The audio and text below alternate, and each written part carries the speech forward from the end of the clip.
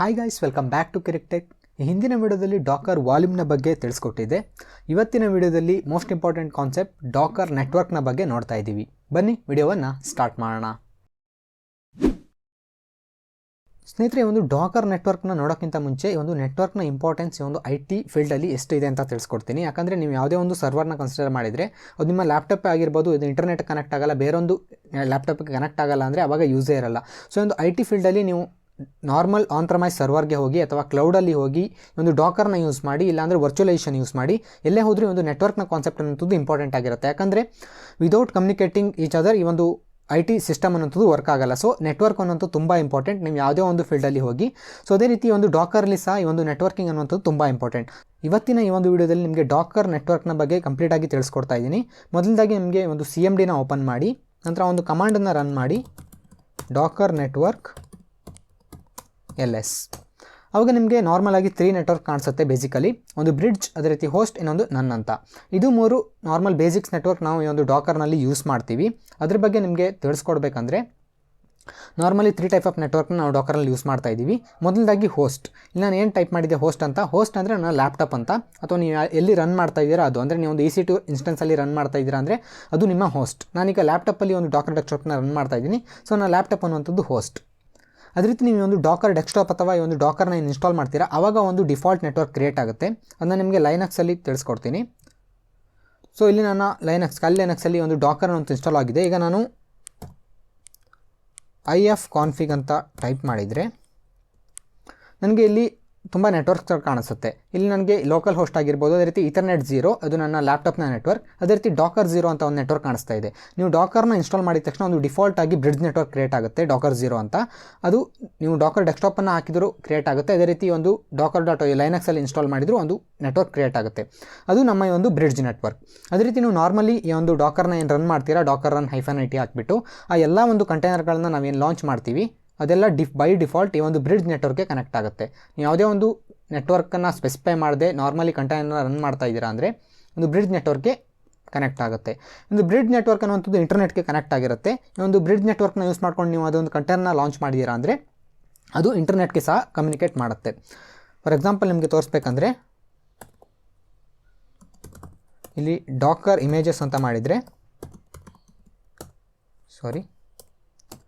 ನನ್ನ ಹತ್ರ 2 ಇಮೇಜಸ್ ಇದೆ. CentOS ಇದೆ. ನಾನು ಇವಾಗ CentOSನ ಯೂಸ್ ಮಾಡ್ತೀನಿ.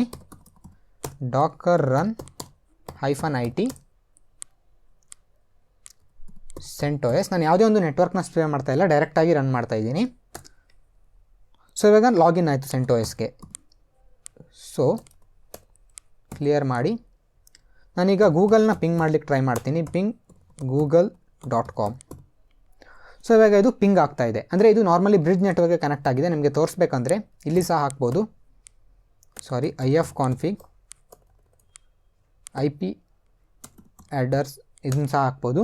ನೋಡ್ಬೋದು ಇಲ್ಲಿ ನನಗೆ ನೆಟ್ವರ್ಕ್ ಕಾಣಿಸ್ತಾ ಇದೆ, ಯಾವ್ಯಾವ ನೆಟ್ವರ್ಕ್ಗೆ ಕನೆಕ್ಟ್ ಆಗಿದೆ ಅಂತ.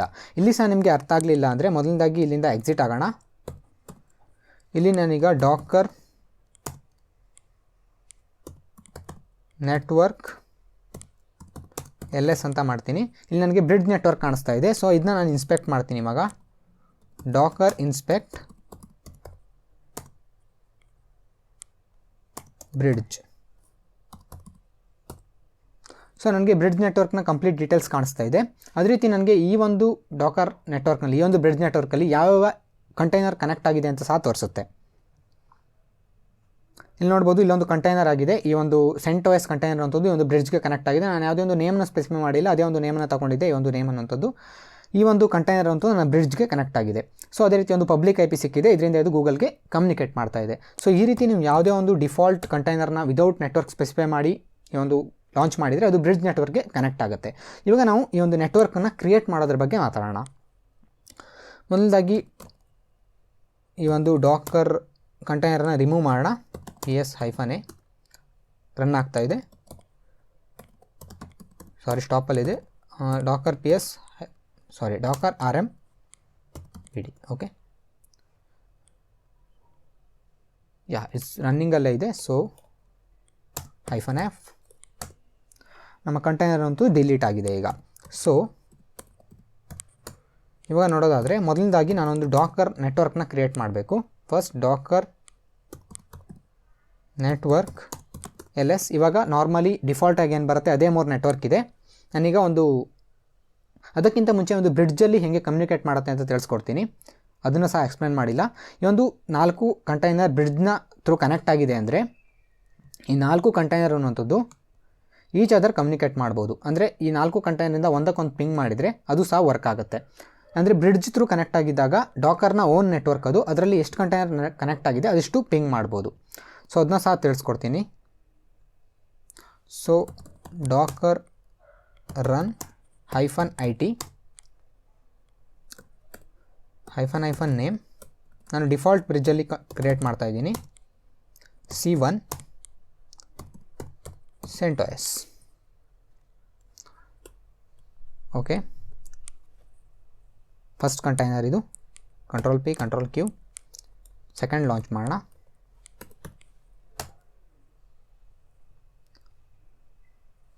Ctrl+P Ctrl+Q. ಅದೇ ರೀತಿ ಥರ್ಡ್ ಕಂಟೈನರ್ ಲಾಂಚ್ ಮಾಡೋಣ.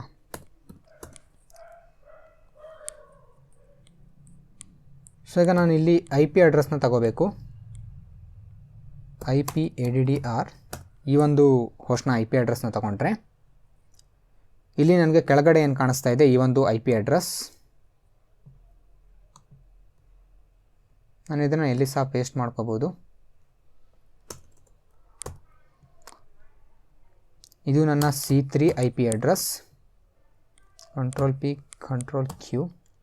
ನಾನೀಗ ಡಾಕರ್ ಅಟ್ಯಾಚ್ C1ಗೆ ಕನೆಕ್ಟ್ ಆಗ್ತೀನಿ. ಸೊ ಇಲ್ಲಿಂದ ಪಿಂಗ್ C3 IP ಅಡ್ರೆಸ್ನ ಪಿಂಗ್ ಮಾಡಿದರೆ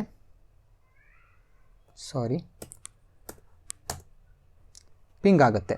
ಈ ರೀತಿ ಪರಸ್ಪರ ಕನೆಕ್ಟ್ ಆಗಿದೆ. ಅದೇ ರೀತಿ ನಾನೀಗ ಇದನ್ನ ಸ್ಟಾಪ್ ಮಾಡಿ ಇದರ IP ಅಡ್ರೆಸ್ನ ತಗೊತೀನಿ.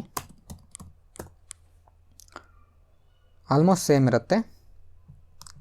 CIDR ಬ್ಲಾಕ್ ಸ್ವಲ್ಪ ಚೇಂಜ್ ಇರ್ಬೋದು ಅಷ್ಟೇ. ಇದು C1ನ IP.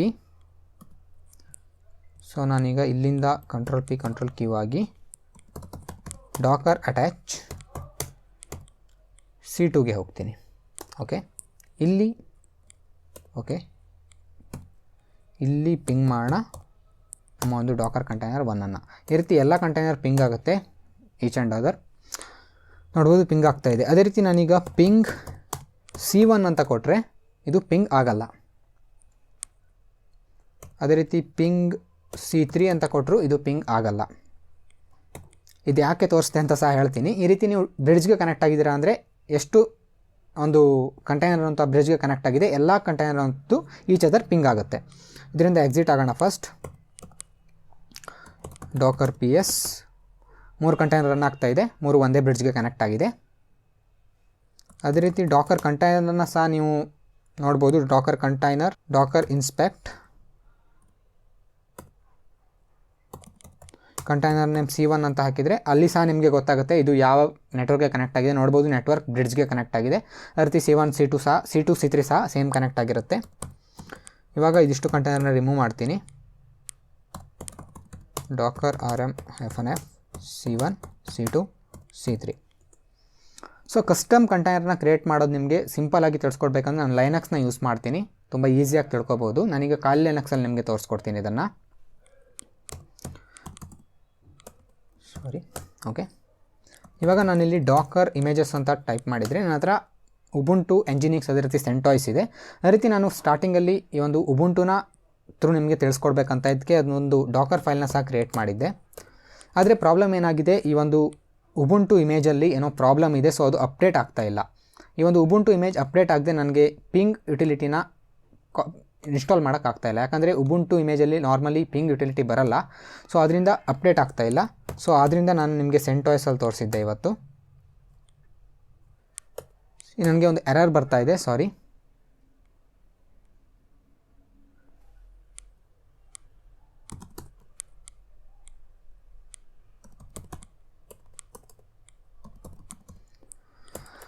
ರಿನೇಮ್ ಆಗಿದೆ ME ಡಾಕರ್ ಫೈಲ್.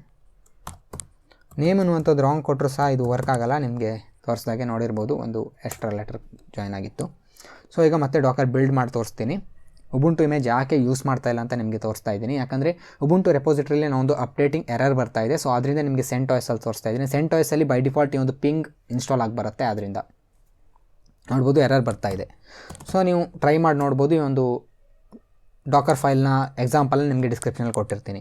ಸೊ ನಾನೀಗ ಡಾಕರ್ ನೆಟ್ವರ್ಕ್ LS ಮಾಡಿದರೆ ಇಲ್ಲಿ ಸಹ ಡಿಫಾಲ್ಟ್ 3 ನೆಟ್ವರ್ಕ್ ಇದೆ. ನಾನೊಂದು ನೆಟ್ವರ್ಕ್ನ ಕ್ರಿಯೇಟ್ ಮಾಡ್ತೀನಿ ಇವಾಗ. ಸೊ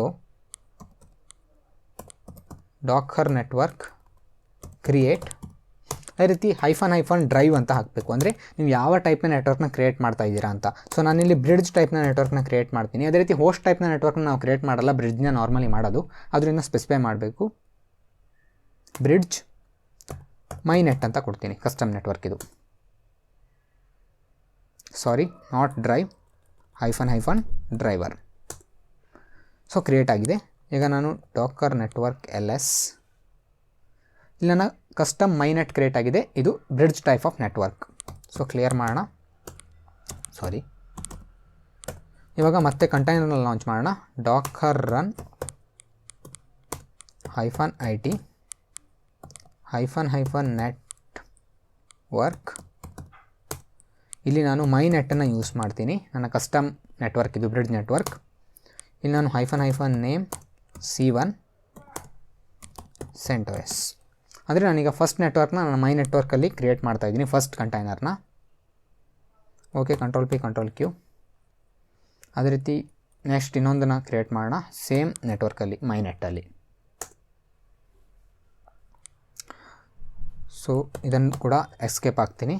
ನಂತರ ಇನ್ನೊಂದು ನೆಟ್ವರ್ಕನ್ನು, ಇನ್ನೊಂದು ಕಂಟೈನರ್ನ ಲಾಂಚ್ ಮಾಡ್ತೀನಿ C3. ಅದನ್ನು ನಾನು ಬ್ರಿಡ್ಜಲ್ಲಿ ಕ್ರಿಯೇಟ್ ಮಾಡ್ತೀನಿ. ಓಕೆ, ನಾರ್ಮಲ್ ಬ್ರಿಡ್ಜ್ ಅಂದರೆ ಡಿಫಾಲ್ಟಾಗಿ ಬಂದಿರುವಂಥದ್ದು. Okay, Ctrl+P Ctrl+Q, Dakar PS. ಇಲ್ಲಿ ನಾನು 3 ಕಂಟೈನರ್ನ ಲಾಂಚ್ ಮಾಡಿದೆ. 2 ನನ್ನ ಕಸ್ಟಮ್ ನೆಟ್ವರ್ಕ್ ಮೈನೆಟ್ಟಲ್ಲಿದೆ, ಒಂದು ನಾರ್ಮಲ್ ಡಿಫಾಲ್ಟ್ ಬ್ರಿಡ್ಜ್ ನೆಟ್ವರ್ಕ್ಗೆ ಕನೆಕ್ಟ್ ಆಗಿದೆ. ಹಾಗೆ ಇವಾಗ C3 ಏನಿದೆ ಬ್ರಿಡ್ಜಲ್ಲಿದೆ. ಅದೇ ರೀತಿ ನಾನು ನೆಟ್ವರ್ಕ್ ಕನೆಕ್ಟ್ ಬ್ರಿಡ್ಜ್ C3. ನಾನು ಬ್ರಿಡ್ಜ್ಗೆ ಕನೆಕ್ಟ್ ಮಾಡ್ತಾ ಇಲ್ಲ, ಇದನ್ನು ಮೈನೆಟ್ ಕನೆಕ್ಟ್ ಮಾಡ್ತಾ ಇದ್ದೀನಿ. ಮೈನೆಟ್ ಈ ರೀತಿ ಕೊಟ್ಟಾಗ ಏನಾಗುತ್ತೆ, ಈ ಒಂದು C3 ಅನ್ನುವಂಥದ್ದು ಬ್ರಿಡ್ಜ್ಗೂ ಕನೆಕ್ಟ್ ಆಗಿದೆ, ಅದೇ ರೀತಿ ಮೈನೆಟ್ಗೂ ಕನೆಕ್ಟ್ ಆಗಿದೆ. ಅಂದರೆ ಈ ಒಂದು C3 ಅನ್ನುವಂಥದ್ದು 2 ನೆಟ್ವರ್ಕಲ್ಲಿದೆ. ಒಂದು ಕಂಟೈನರ್ ಮಲ್ಟಿಪಲ್ ನೆಟ್ವರ್ಕಲ್ಲಿ ಇರ್ಬೋದು, ಇದು ಕಾಮನ್. ಸೊ ಈಗ ನಾನು ಡಾಕರ್ ಇನ್ಸ್ಪೆಕ್ಟ್ ಮೈನೆಟ್ ಅಂತ ಮಾಡಿದರೆ ನನಗೆ ಇಲ್ಲಿ 3 ಕಂಟೈನರ್ ಕಾಣಿಸ್ತಾ ಇದೆ, C1 C2 C3. ಅದೇ ರೀತಿ ಡಾಕರ್ ಇನ್ಸ್ಪೆಕ್ಟ್ ಬ್ರಿಡ್ಜ್ ಅಂದರೆ ಡಿಫಾಲ್ಟಾಗಿ ಏನು ಬರುತ್ತೆ ಆ ಒಂದು ಬ್ರಿಡ್ಜನ್ನು ಇನ್ಸ್ಪೆಕ್ಟ್ ಮಾಡಿದರೆ ಇನ್ನು ನನಗೆ C3 ಮಾತ್ರ ಕಾಣಿಸ್ತಾ ಇದೆ. ಓಕೆ, ಟೋಟಲ್ 3 ಕಂಟೈನರ್ ರನ್ನಿಂಗಲ್ಲಿದೆ. ನಾನೀಗ ಡಾಕರ್ ಅಟ್ಯಾಚ್ C1 ಮಾಡ್ತೀನಿ. C1ನಲ್ಲಿದ್ದೀನಿ. ಈಗ ನಾನು ಪಿಂಗ್ C1 ಅಂತ ಮಾಡಿದರೆ ಇಟ್ಸ್ ಪಿಂಗಿಂಗ್. ಯಾಕಂದರೆ ನೀವು ಕಸ್ಟಮ್ ನೆಟ್ವರ್ಕ್ನ ಕ್ರಿಯೇಟ್ ಮಾಡಿದಾಗ ಆ ಒಂದು ಕಂಟೈನರ್ನ ನೇಮ್ ಸಹ ಪಿಂಗ್ ಆಗುತ್ತೆ, IP ಜೊತೆ ನೇಮ್ ಸಹ ಆಗುತ್ತೆ. ಅದೇ ರೀತಿ ನೀವು IP ಸಹ ಕೊಡ್ಬೋದು. ನಾನೀಗ ಇಲ್ಲೇ IP ಕಾಣಿಸ್ತಾ ಇದೆ, ಇದೇ IP ನ ಕೊಟ್ಟರೆ ಅದು ಸಹ ಪಿಂಗ್ ಆಗುತ್ತೆ. 172.168.0.2. ಓಕೆ, ಇದು ಸಹ ಪಿಂಗ್ ಆಗುತ್ತೆ. ಅದೇ ರೀತಿ ನಾನೀಗ ಇಲ್ಲಿ C1ನಲ್ಲಿದ್ದೀನಿ. ಐ ಥಿಂಕ್ C1ಇಂದ ನಾನು C1ಅನ್ನೇ ಪಿಂಗ್ ಮಾಡ್ತಾಯಿದ್ದೀನಿ. C2ನ ಪಿಂಗ್ ಮಾಡೋಣ. C2 ಸಹ ಪಿಂಗ್ ಆಗ್ತಾಯಿದೆ. ಅದೇ ರೀತಿ C3ನ ಪಿಂಗ್ ಮಾಡೋಣ. C3 ಸಹ ಪಿಂಗ್ ಆಗ್ತಾಯಿದೆ. ನೋಡ್ಬೋದು ನಮ್ಮ ಒಂದು ಕಸ್ಟಮ್ ನೆಟ್ವರ್ಕಲ್ಲಿ ಈ ರೀತಿ ನಾವು ಕಂಟೈನರ್ ನೇಮನ್ನು ಸಹ ಪಿಂಗ್ ಮಾಡ್ಬೋದು. ಇಲ್ಲಿಂದ ಸಹ ಹೊರಗಡೆ ಬರ್ತೀನಿ. ಈಗ ನಾನು ಡಾಕರ್ ಅಟ್ಯಾಚ್ C3 ಕನೆಕ್ಟ್ ಆಗ್ತೀನಿ, ಯಾಕಂದರೆ ಇದು ಬ್ರಿಡ್ಜಲ್ಲಿದೆ. ಸೊ ನಾನೀಗ ಬ್ರಿಡ್ಜಲ್ಲಿದ್ದೀನಿ, ಬ್ರಿಡ್ಜ್ ಮತ್ತು ಮೈನೆಟ್ ಎರಡಿಗೂ ಕನೆಕ್ಟ್ ಆಗಿದೆ. ಸೊ ನಾನೀಗ ಪಿಂಗ್ C1 ಮಾಡಿದರೆ ಪಿಂಗ್ ಆಗ್ತಾಯಿದೆ, ಯಾಕಂದರೆ ಇದು ಬ್ರಿಡ್ಜಲ್ಲೂ ಇದೆ ಮೈನೆಟ್ಟಲ್ಲೂ ಇದೆ. ಅದೇ ನಿಮಗೆ ತೋರಿಸ್ಬೇಕಂದ್ರೆ ಇನ್ನೊಂದು ಕಂಟೈನರ್ನ ಲಾಂಚ್ ಮಾಡ್ತೀನಿ. ಓಕೆ, C4 ಇದನ್ನು ನಾನು ಸಿಂಪಲ್ ಬ್ರಿಡ್ಜಲ್ಲೇ ಇಡ್ತಾಯಿದ್ದೀನಿ, ಅಂದರೆ ಒಂದು ಮೈನೆಟ್ಗೆ ಕನೆಕ್ಟ್ ಮಾಡ್ತಾ ಇಲ್ಲ. ಸೊ ಇವಾಗ ನಾನಿಲ್ಲಿ ಪಿಂಗ್ C1 ಅಂತ ಮಾಡಿದರೆ ಪಿಂಗ್ ಆಗಲ್ಲ, C2 ಪಿಂಗ್ ಆಗಲ್ಲ. ಅದೇ C3 ಮಾಡಿದರೆ ಇದು ಪಿಂಗ್ ಆಗಲ್ಲ, ಯಾಕಂದರೆ ಇದು ನಮ್ಮ ಒಂದು ನೇಮನ್ನು ತಗೊಳ್ತಾ ಇದೆ. ಈ ಒಂದು ನೇಮ್ನ ಥ್ರೂ ಈ ಒಂದು ಡಿಫಾಲ್ಟ್ ನೆಟ್ವರ್ಕ್ ಅನ್ನೋದು ಪಿಂಗ್ ಆಗಲ್ಲ. ಅದೇ ನಾನು C3 IP ಹಾಕಿದರೆ ಪಿಂಗ್ ಆಗುತ್ತೆ. ಅದನ್ನ ಹೆಂಗಂತ ತೋರಿಸ್ಕೋಬೇಕಂದ್ರೆ ನಿಮಗೆ, ಸೊ ಮೊದಲನೇದಾಗಿ ಈ ಒಂದು C3 IP ತಗೊಳ್ಳೋಣ. C3 IP ಇಲ್ಲೇ ಇದೆ, ಸಾರಿ ಇದು C3 IP ಅಲ್ಲ. Ctrl+P Ctrl+Q, Dakar inspect C3. ಇಲ್ಲಿ ನಿಮಗೆ IP ಅಡ್ರೆಸ್ ಸಿಗುತ್ತೆ ನೋಡ್ಬೋದು. IP ಅಡ್ರೆಸ್, ಈ ಒಂದು IP ಅಡ್ರೆಸ್ C3 ಇದನ್ನು ನಾನು ಕಾಪಿ ಮಾಡ್ಕೊತೀನಿ. ಇವಾಗ ನಾನು ಡಾಕರ್ ಅಟ್ಯಾಚ್ C4ಗೆ ಕನೆಕ್ಟ್ ಆಗ್ತೀನಿ. ಇದು ಬ್ರಿಡ್ಜಲ್ಲಿದೆ. ಇವಾಗ ನಾನು ಪಿಂಗ್ ಅಂತ ಮಾಡಿ C3 IP ಅಡ್ರೆಸ್, ಇದು ಮೈನೆಟ್ ಮತ್ತು ಡಿಫಾಲ್ಟಲ್ಲಿದೆ, ನಿಮಗೆ ಗೊತ್ತಿರ್ಬೋದು. ಇದರ IP ಅಡ್ರೆಸ್ನ ಪಿಂಗ್ ಮಾಡಿದರೆ, ಸಾರಿ IP ಅಡ್ರೆಸ್ ರಾಂಗ್ ಹಾಕಿದ್ದೆ, 172 ಅದು. ಥಿಂಕ್ ಇಟ್ಸ್ ನಾಟ್ ಪಿಂಗಿಂಗ್, ಸಾರಿ. ಇಲ್ಲಿ ನಿಮಗೆ ಕಾಣಿಸ್ತಾ ಇರ್ಬೋದು, ನಾನು ಇನ್ಸ್ಪೆಕ್ಟ್ ಮಾಡಿದಾಗ ಒಂದು ಮೈನೆಟ್ನ IP ಅಡ್ರೆಸ್ ಬಂದಿದೆ, ಅದೇ ರೀತಿ ಇಲ್ಲೊಂದು ಬ್ರಿಡ್ಜ್ನ IP ಅಡ್ರೆಸ್ ಬಂದಿದೆ. ಇದನ್ನ ಚೆಕ್ ಮಾಡಿ. ಇನ್ಸ್ಪೆಕ್ಟ್ ಮಾಡಬೇಕಾದ್ರೆ ನೀವು 2 ನೆಟ್ವರ್ಕಲ್ಲಿ ಕನೆಕ್ಟ್ ಇದ್ದೀರಾ ಅಂದರೆ 2 ನೆಟ್ವರ್ಕ್ಗೂ ಒಂದೊಂದು IP ಅಡ್ರೆಸ್ ಸಿಗುತ್ತೆ.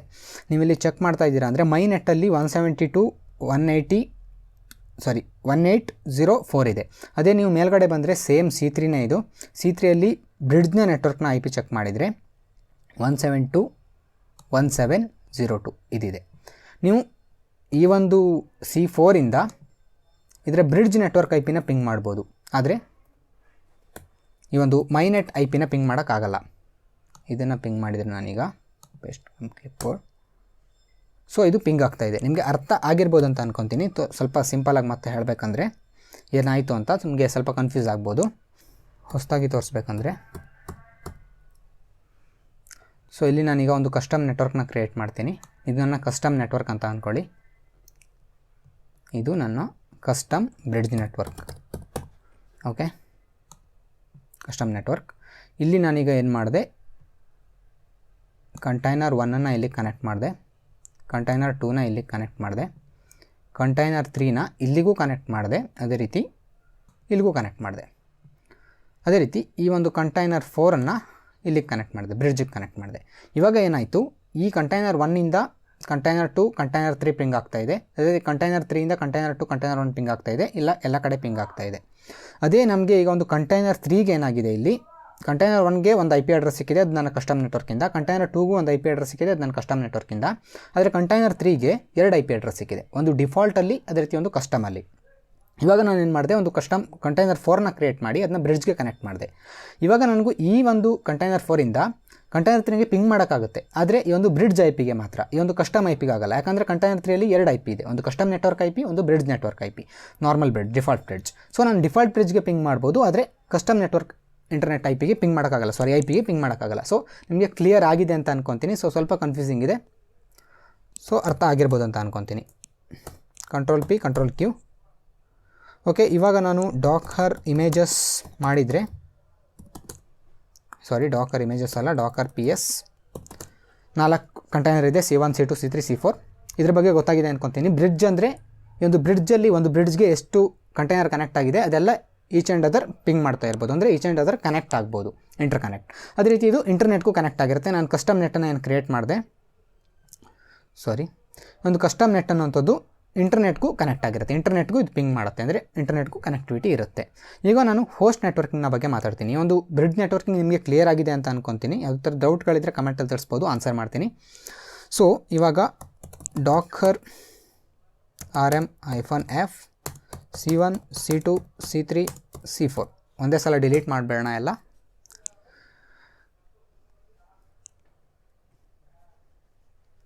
ಓಕೆ, ಡಿಲೀಟ್ ಆಯಿತು. ಈಗ ನಾನು ಡಾಕರ್ ನೆಟ್ವರ್ಕ್ LS ಮಾಡ್ತೀನಿ. ನಿಮಗೆ ಇಲ್ಲಿ ಒಂದು ಕಸ್ಟಮ್ ಬ್ರಿಡ್ಜ್ ನೆಟ್ವರ್ಕ್ ಕಾಣಿಸ್ತಾ ಇದೆ, ಅದನ್ನ ಡಿಲೀಟ್ ಮಾಡೋಣ. ಡಾಕರ್ ನೆಟ್ವರ್ಕ್ RM ಮೈನೆಟ್, ಅಂದರೆ ತುಂಬ ಸಿಂಪಲ್, ಮೈನೆಟ್ RM ಮಾಡಿದರೆ ಡಿಲೀಟ್ ಆಗುತ್ತೆ. ಸೊ ಡಿಲೀಟ್ ಮಾಡಿದೆ ಇವಾಗ. ಅದೇ ರೀತಿ ಒಂದು ನೆಟ್ವರ್ಕ್ಗೆ ಯಾವುದೋ ಒಂದು ಇನ್ಸ್ಟೆನ್ಸ್ ಕನೆಕ್ಟ್ ಆಗಿದೆ ಅಂದರೆ ಅವಾಗ ಡಿಲೀಟ್ ಮಾಡೋಕ್ಕಾಗಲ್ಲ, ಇನ್ಸ್ಟೆನ್ಸ್ನ ಡಿಲೀಟ್ ಮಾಡಿ ಒಂದು ನೆಟ್ವರ್ಕ್ನ ಡಿಲೀಟ್ ಮಾಡಬೇಕು. ಈಗ ಮತ್ತೆ ಡಾಕರ್ ನೆಟ್ವರ್ಕ್ LS ಮಾಡಿದರೆ 3 ನೆಟ್ವರ್ಕ್ ಕಾಣ್ತಾ ಇದೆ, ಅದನ್ನ ಡಿಲೀಟ್ ಮಾಡಿದೆ. ಸೊ ಇವಾಗ ನಾನು ಹೋಸ್ಟ್ಗೆ ಕನೆಕ್ಟ್ ಆಗಬೇಕು. ಹೋಸ್ಟ್ಗೆ ನಾವು ನೆಟ್ವರ್ಕ್ ಕ್ರಿಯೇಟ್ ಮಾಡಲ್ಲ. ಹೋಸ್ಟ್ ನೆಟ್ವರ್ಕ್ ಅಂದರೆ ನಾನು ಮೊದಲೇ ಹೇಳಿದೆ ನನ್ನ ಲ್ಯಾಪ್ಟಾಪ್ ನೆಟ್ವರ್ಕ್ ಅಂತ. ಅಂದರೆ ಈ ರೀತಿ ನಾವು ಕನೆಕ್ಟ್ ಮಾಡಿದಾಗ ನಮ್ಮ ಡಾಕರ್ ಕಂಟೈನರ್ ಡೈರೆಕ್ಟಾಗಿ ನಮ್ಮ ಲ್ಯಾಪ್ಟಾಪ್ ನೆಟ್ವರ್ಕ್ಗೆ ಕನೆಕ್ಟ್ ಆಗುತ್ತೆ. ಅದನ್ನ ಸಹ ತಿಳಿಸ್ಕೊಡ್ತೀನಿ. ಸೊ ಹೆಂಗಂದರೆ ಡಾಕರ್ ರನ್, ಅದಕ್ಕೂ ಮುಂಚೆ ಡಾಕರ್ ಇಮೇಜಸ್ ತೋರಿಸೋದಾದರೆ ನನ್ನ ಹತ್ರ ಒಂದು Nginx ಇಮೇಜ್ ಇದೆ. ಇದಕ್ಕೆ ಇದೇ ಒಂದು ರೀಸನ್ಗೆ ನಾನು ಅದನ್ನ ಡೌನ್ಲೋಡ್ ಮಾಡಿರೋಂಥದ್ದು. ಅದನ್ನ ತೋರಿಸ್ಬೇಕಂದ್ರೆ ಡಾಕರ್ ರನ್. ಸೊ ನಿಮಗೆ ಕಮಾಂಡ್ ಕ್ಲಿಯರ್ಲಿ ಕಾಣಿಸ್ತಾ ಇದೆ ಅಂತ ಅಂದ್ಕೊತೀನಿ. Okay docker run -it, sorry docker run -it. ಇವಾಗ ನಾನು -network ಹೋಸ್ಟ್ನ ಚೂಸ್ ಮಾಡ್ತೀನಿ, ಹೋಸ್ಟ್ ನೆಟ್ವರ್ಕ್. ನಂತರ ಇಲ್ಲಿ ನಾನು ರನ್ ಮಾಡ್ತಾ ಇರುವಂಥ ಇಮೇಜ್ ನೇಮನ್ನು ಕೊಡೋಣ, ಈಸಿ ಪರ್ಪಸ್ ವೆಬ್ ಅಂತ. ಅದೇ ರೀತಿ Nginxನ ರನ್ ಮಾಡ್ತಾ ಇದ್ದೀನಿ. ನಾನು ಲಾಸ್ಟ್ ಟೈಮ್ Nginxನ ರನ್ ಮಾಡಬೇಕಾದ್ರೆ ನೀವು ನೋಡಿರ್ಬೋದು, ಸ್ಮಾಲ್ ಪಿನ ಹಾಕಿಬಿಟ್ಟು ಈ ಒಂದು ಪೋರ್ಟ್ ನಂಬರ್ನ ಕೊಟ್ಟಿದ್ದೆ. ನಿಮಗೆ ನೆನಪಿದೆ ಅಂದರೆ -p ಹಾಕಿಬಿಟ್ಟು 80:80 ಅಂತ ಕೊಟ್ಟಿದೆ. ಏನಂದರೆ ಪೋರ್ಟ್ ಮ್ಯಾಪ್ ಮಾಡಿದೆ, ಅಂದರೆ ನಾನು ಲೋಕಲ್ ಲ್ಯಾಪ್ಟಾಪ್ನ 80 ಪೋರ್ಟ್ನ ಕಂಟೈನರ್ನ 80 ಪೋರ್ಟ್ ಜೊತೆ ಮ್ಯಾಪ್ ಮಾಡಿದೆ. ಆದರೆ ಇಲ್ಲಿ ನಾನು ಯಾವುದೇ ಪೋರ್ಟ್ ಮ್ಯಾಪಿಂಗ್ ಮಾಡ್ತಾ ಇಲ್ಲ, ಡೈರೆಕ್ಟಾಗಿ ಒಂದು ಹೋಸ್ಟ್ ನೆಟ್ವರ್ಕಿಂಗ್ನಲ್ಲಿ Nginxನ ರನ್ ಮಾಡೋಕ್ಕೆ ಟ್ರೈ ಮಾಡ್ತಾ ಇದ್ದೀನಿ. ಸೊ -it ಹಾಕಿದ್ದೆ. ಸೊ ಇದು ಲಾಗಿನ್ ಆಗಿಬಿಟ್ಟಿದೆ. ಇವಾಗ ನಿಮಗೆ ತೋರಿಸ್ಬೇಕಂದ್ರೆ, ಸೊ ನಾನು ಆಲ್ರೆಡಿ ಲೋಕಲ್ ಹೋಸ್ಟ್ನ ಪಿಂಗ್ ಮಾಡಿದ್ದೆ, ನಿಮಗೆ ಕಾಣಿಸ್ತಾ ಇರ್ಬೋದು, ಏನೂ ಕಾಣಿಸ್ತಾ ಇಲ್ಲ. ಈಗ ನಾನು ಲೋಕಲ್ ಹೋಸ್ಟ್ 80ನ ಹಾಕಿದರೆ ನನಗೆ Nginx ಲೋಡ್ ಆಗಬೇಕು. ನೋಡ್ಬೋದು Nginx ರನ್ ಆಗ್ತಾ ಇದೆ. ಅದೇ ರೀತಿ ನಾನು ಯಾವುದು ಪೋರ್ಟ್ ಮ್ಯಾಪಿಂಗ್ ಮಾಡಿಲ್ಲ. ನಿಮಗೆ ಗೊತ್ತಿದೆ ಅಂದರೆ ನಾನು ಲಾಸ್ಟ್ ವೀಡಿಯೋದಲ್ಲಿ ಪೋರ್ಟ್ ಮ್ಯಾಪಿಂಗ್ ತಿಳಿಸ್ಕೊಟ್ಟಿದ್ದೆ. ಪೋರ್ಟ್ ಮ್ಯಾಪಿಂಗ್ ಸಹ ಮಾಡಿಲ್ಲ. ಇದನ್ನು ನಾನು ಎಸ್ಕೇಪ್ ಆಗ್ತೀನಿ. So I think Dakar images stop ಆಗಿರುತ್ತೆ. ಡಾಕರ್ PS ಸ್ಟಾಪ್ ಆಗಿದೆ. ಡಾಕರ್ PS -a ಇಲ್ಲಿದೆ. ಸೊ ಡಾಕರ್ rm -f, ಇದು ಕೆಲವೊಂದು ಕಮಾಂಡ್ನ ನಿಮಗೆ ಲಾಸ್ಟ್ ತಿಳಿಸ್ಕೊಡ್ತೀನಿ. ಇದನ್ನು ನಾನು ಎಲ್ಲ ಒಂದು ಸ್ಟಾಪ್ಡ್ ಕಂಟೈನರ್ನ ರಿಮೂವ್ ಮಾಡೋಕ್ಕಿದು ಡಾಕರ್ PS -aq. ಓಕೆ, ಎಲ್ಲ ಕಂಟೈನರ್ ಸ್ಟಾಪ್ ಆಗಿದೆ. ಇವಾಗ ಯಾವುದೇ ಒಂದು ಕಂಟೈನರ್ ಇಲ್ಲ. ಇದು ಹೋಸ್ಟ್ ನೆಟ್ವರ್ಕ್. ನಿಮಗೆ ಇನ್ನೂ ಅರ್ಥ ಆಗಿಲ್ಲ ಅಂದರೆ ತುಂಬ ಸಿಂಪಲಾಗಿ ತಿಳಿಸ್ಕೊಡ್ಬೇಕಂದ್ರೆ, ನಾರ್ಮಲಿ ನಾವು ಪೋರ್ಟ್ ಮ್ಯಾಪಿಂಗ್ನ ಮಾಡ್ತೀವಿ. ನಿಮಗೆ ಡಯಾಗ್ರಾಮ್ ಥ್ರೂ ತಿಳಿಸ್ಕೊಡ್ಬೇಕಂದ್ರೆ, ನಾರ್ಮಲಿ ಒಂದು ಕಂಟೈನರ್ನ ಪೋರ್ಟ್, ಇಲ್ಲಿ ನಾನೀಗ 80 ಪೋರ್ಟ್ನ ತಗೊಂಡು, ಅದೇ ಇಲ್ಲಿ Nginx ಅಂತ ಅಂದ್ಕೊಳ್ಳಿ, ಇದು 80 ಪೋರ್ಟ್ ಇದೆ ಅಂದರೆ ನಾರ್ಮಲಿ ಏನು ಮಾಡ್ತೀವಿ, ಪೋರ್ಟ್ ಮ್ಯಾಪ್ ಮಾಡ್ತೀವಿ ಈ ಒಂದು ಪೋರ್ಟ್ಗೆ, ಈ ಒಂದು ಪೋರ್ಟ್ಗೆ. ನಂತರ ನಾನು 80 ಬ್ರೌಸ್ ಮಾಡಿದಾಗ ಈ ಒಂದು 80 ಪೋರ್ಟ್ಗೆ ಅದು ಮ್ಯಾಪ್ ಆಗುತ್ತೆ, Nginx ಸಿಗುತ್ತೆ. ಇವಾಗ ನಾನು ಏನು ಮಾಡಿದೆ ಅಂದರೆ, ಈ ಒಂದು ಕಂಟೈನರ್ ಏನಿದೆ, ಈ ಒಂದು ಕಂಟೈನರ್ನ ಈ ಒಂದು ಹೋಸ್ಟ್ ಪೋರ್ಟ್ನ 80ಯಲ್ಲಿ ರನ್ ಮಾಡಿಬಿಟ್ಟೆ. ಅಂದರೆ ಡೈರೆಕ್ಟಾಗಿ ಒಂದು ಕಂಟೈನರ್ ಅಂತೂ ನನ್ನ ಲ್ಯಾಪ್ಟಾಪ್ಗೆ ಕನೆಕ್ಟ್ ಆಗಿಬಿಟ್ಟಿದೆ. ಸೊ ಯಾವುದೇ ಒಂದು ಪೋರ್ಟ್ ಮ್ಯಾಪಿಂಗ್ ಮಾಡಬೇಕಾಗಿಲ್ಲ. ಸೊ ಇದು ಸಹ ನಿಮಗೆ ಅರ್ಥ ಆಗಿದೆ ಅಂತ ಅಂದ್ಕೊತೀನಿ. ಈ ಒಂದು ಹೋಸ್ಟ್ ನೆಟ್ವರ್ಕಿಂಗ್, ಈ ಒಂದು ಹೋಸ್ಟ್ ನೆಟ್ವರ್ಕಿಂಗ್ನ ತುಂಬ ಕಮ್ಮಿ ಯೂಸ್ ಮಾಡ್ತಾರೆ. ಮೇಯ್ನಾಗಿ ಯಾಕೆ ಯೂಸ್ ಮಾಡ್ತಾರೆ ಅಂದರೆ, ತುಂಬ ಪೋರ್ಟ್ ಏನಾದರೂ ಇದೆ, ಎರಡು ಕಂಟೈನರ್ ಮಧ್ಯೆ ತುಂಬ ಪೋರ್ಟ್ನ ಎನೇಬಲ್ ಮಾಡಬೇಕು, ತುಂಬ ಕಮ್ಯುನಿಕೇಷನ್ ನಡೀತಾ ಇದೆ ಅಂದರೆ ಹೋಸ್ಟ್ನ ಯೂಸ್ ಮಾಡ್ತಾರೆ. ಯಾಕಂದರೆ ತುಂಬ ಪೋರ್ಟ್ನ ಎನೇಬಲ್ ಮತ್ತು ಡಿಸೇಬಲ್ ಮಾಡ್ತಾ ಇರುವಂಥ ತುಂಬ ಕಷ್ಟ. ಯಾಕಂದರೆ 22, 80 ಈ ರೀತಿ ಬೇರೆ ಬೇರೆ ಪೋರ್ಟ್ ಇದೆ ಅಂದರೆ ಈ ಒಂದು ಬ್ರಿಡ್ಜಲ್ಲಿ ಎಲ್ಲ ಪೋರ್ಟ್ನ ಎನೇಬಲ್ ಮಾಡ್ತಾ ಇರೋದು ಕಷ್ಟ. ಸೊ ಅದರಿಂದ ಹೋಸ್ಟ್ ಯೂಸ್ ಮಾಡ್ತಾರೆ. ಆದರೆ ತುಂಬ ಕಮ್ಮಿ ಒಂದು ಹೋಸ್ಟ್ ನೆಟ್ವರ್ಕ್ನ ಯೂಸ್ ಮಾಡುವಂಥದ್ದು. ನಾರ್ಮಲಿ ಬ್ರಿಡ್ಜಲ್ಲೇ ವರ್ಕ್ ಆಗುತ್ತೆ ಎಲ್ಲ. ಇವಾಗ last network part, Dakar network LS ನನ್ ಅಂದರೆ ನಿಮ್ಗೆ ಗೊತ್ತೇ ಇರ್ಬೋದು, ನನ್ ಅಂದರೆ ಏನೂ ಇಲ್ಲ ಅಂತ. ಅಂದರೆ ಈ ಒಂದು ಕಂಟೈನರ್ ಯಾವುದೇ ಒಂದು ನೆಟ್ವರ್ಕ್ಗೂ ಕನೆಕ್ಟ್ ಆಗಲ್ಲ. ಅದನ್ನ ತಿಳಿಸ್ಕೊಡ್ಬೇಕಂದ್ರೆ, ಡಾಕರ್ ರನ್ -it -network ನನ್ ಅಂತ ಹಾಕೋಣ. ನಂತರ ನೇಮ್ ಬೇಕಾದರೆ ಕೊಡ್ಬೋದು. ನಾನು ಡೈರೆಕ್ಟಾಗಿ CentOSನ ಕೊಡ್ತಾ ಇದ್ದೀನಿ, ಯಾವುದೇ ನೇಮ್ನ ಕೊಡ್ತಾ ಇಲ್ಲ. ಓಕೆ, ನನ್ನ ಕಂಟೈನರ್ ಲಾಂಚ್ ಆಯಿತು. ಈಗ ನಾನು ಪಿಂಗ್ google.com ಮಾಡಿದರೆ, ನಾರ್ಮಲಿ ಬ್ರಿಡ್ಜ್ ಕನೆಕ್ಟ್ ಆಗಿದ್ದಾಗ ಅದು ಇಂಟರ್ನೆಟ್ ಆಕ್ಸೆಸ್ ಇರುತ್ತೆ. ಬಟ್ ಇಲ್ಲಿ ಇಂಟರ್ನೆಟ್ ಆಕ್ಸೆಸ್ ಇರಲ್ಲ. ಅಂದರೆ ಇದು ಸ್ಟ್ಯಾಂಡ್ ಅಲೋನ್ ಐಸೋಲೇಟೆಡ್ ಕಂಟೈನರ್. ಈ ರೀತಿ ನಾವು ಯಾವತ್ತೂ ಯೂಸ್ ಮಾಡಲ್ಲ. ಯಾಕಂದರೆ ಯಾವುದೇ ನೆಟ್ವರ್ಕ್ ಕನೆಕ್ಟ್ ಆಗಿಲ್ಲ ಅಂದರೆ ಅದು ಏನೂ ಯೂಸ್ ಇರಲ್ಲ. ಇಲ್ಲಿ ನಾನೀಗ IP ಅಡ್ರೆಸ್ ಮಾಡಿ ತೋರಿಸಿದರೆ, ನಾರ್ಮಲಿ ನೀವು ಕಂಟೈನರ್ನಲ್ಲಿ IP ಅಡ್ರೆಸ್ ಮಾಡಿದಾಗ ಎರಡು ಕಾಣಿಸ್ತಾ ಇತ್ತು. ಈ ಒಂದು ಲೂಪ್ ಬ್ಯಾಕ್, ಅದೇ ರೀತಿ ಇನ್ನೊಂದು IP ಅಡ್ರೆಸ್ ಸಹ ಕಾಣಿಸ್ತಾ ಇತ್ತು. ಇಲ್ಲಿ ನನಗೆ ಒಂದೇ ಲೂಪ್ ಬ್ಯಾಕ್ ಕಾಣಿಸ್ತಾ ಇದೆ. ಸೊ ನಾನೀಗ ಇಲ್ಲಿ ಪಿಂಗ್ ಲೂಪ್ ಬ್ಯಾಕ್ ಮಾಡಿದರೆ, ಅಂದರೆ ನನ್ನ ಲೋಕಲ್ ಹೋಸ್ಟ್ನ ಪಿಂಗ್ ಮಾಡೋಕ್ಕೆ ಹೋದರೆ ಇದು ಮಾತ್ರ ಪಿಂಗ್ ಆಗುತ್ತೆ. ಇದು ಲೋಕಲ್ ಹೋಸ್ಟ್ಗೆ ಮಾತ್ರ ಕನೆಕ್ಟ್ ಇದೆ, ಹೊರಗಡೆ ಇಂಟರ್ನೆಟ್ಗೆ ಏನೂ ಕನೆಕ್ಟ್ ಇಲ್ಲ. ಸೊ ಇದು ಮೂರು ಟೈಪ್ನ ನೆಟ್ವರ್ಕ್, ಒಂದು ಬ್ರಿಡ್ಜ್, ಹೋಸ್ಟ್, ಅದೇ ರೀತಿ ನನ್. ಅದೇ ರೀತಿ ನೀವು ಕಸ್ಟಮ್ ನೆಟ್ವರ್ಕ್ನ ಕ್ರಿಯೇಟ್ ಮಾಡೋದು ತಿಳಿಸ್ಕೊಟ್ಟೆ. ಡಾಕರ್ ನೆಟ್ವರ್ಕ್ ಕ್ರಿಯೇಟ್ ಅಂತ ಹಾಕಿ ಇದನ್ನ ಸಹ ನೀವು ಬೇರೆ ಬೇರೆ ನೆಟ್ವರ್ಕ್ನ ಕ್ರಿಯೇಟ್ ಮಾಡ್ಬೋದು. ಅದೇ ರೀತಿ ಒಂದು ಬ್ರಿಡ್ಜ್ ನೆಟ್ವರ್ಕ್ನ ಕ್ರಿಯೇಟ್ ಮಾಡ್ತಾ ಇದ್ದೀರಾ ಅಂದರೆ --- ಡ್ರೈವರ್ ಅಂತ ಒಂದು ಆರ್ಗ್ಯುಮೆಂಟ್ನ ಪಾಸ್ ಮಾಡಬೇಕು. ಯಾವ ರೀತಿಯ ನೆಟ್ವರ್ಕ್ ಅಂತ ಬ್ರಿಡ್ಜ್. ನಾರ್ಮಲಿ ಹೋಸ್ಟ್ ನೆಟ್ವರ್ಕ್ನೆಲ್ಲ ಕ್ರಿಯೇಟ್ ಮಾಡಲ್ಲ, ನಾರ್ಮಲಿ ಬ್ರಿಡ್ಜನ್ನು ಮಾತ್ರ ಮಾಡೋದು. ಸೊ ಮೈನೆಟ್ ಈ ರೀತಿ ಹಾಕಿದರೆ ಒಂದು ಮೈನೆಟ್ ಕ್ರಿಯೇಟ್ ಆಗುತ್ತೆ. ಸಾರಿ, ನಾನು ಡಾಕರ್ ಒಳಗಡೆ ಇದ್ದೀನಿ. ಈ ರೀತಿ ನೆಟ್ವರ್ಕ್ನ ಕ್ರಿಯೇಟ್ ಮಾಡ್ಬೋದು. ಸೊ ಇದಿಷ್ಟು ಡಾಕರ್ ನೆಟ್ವರ್ಕಿಂಗ್ನ ಬಗ್ಗೆ ನಿಮಗೆ ಅರ್ಥ ಆಗಿದೆ ಅಂತ ಅನ್ಕೊತೀನಿ. ಅಷ್ಟೇನು ಕಾಂಪ್ಲೆಕ್ಸ್ ಇಲ್ಲ, ತುಂಬ ಸಿಂಪಲ್ ಆಗಿದೆ. ನಿಮಗೆ ಯಾವುದಾದ್ರೂ ಡೌಟ್ಗಳಿದ್ರೆ ಕಮೆಂಟಲ್ಲಿ ತಿಳಿಸ್ಬೋದು. ಇನ್ನೂ ಈ ಒಂದು ಡಾಕರ್ ಸೀರೀಸ್ನಲ್ಲಿ ಜಸ್ಟ್ 2 ಕಾನ್ಸೆಪ್ಟ್ ತಿಳ್ಕೊಂಡಿರುವಂಥದ್ದು, ಡಾಕರ್ ಕಂಪೋಸ್ ಜೊತೆ ಡಾಕರ್ ಹಬ್.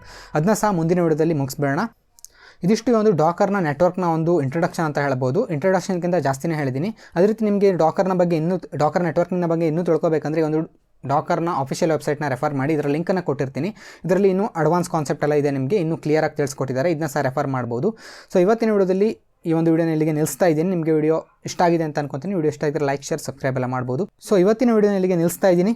ಸಿಗೋಣ ಮುಂದಿನ ವಿಡಿಯೋದಲ್ಲಿ.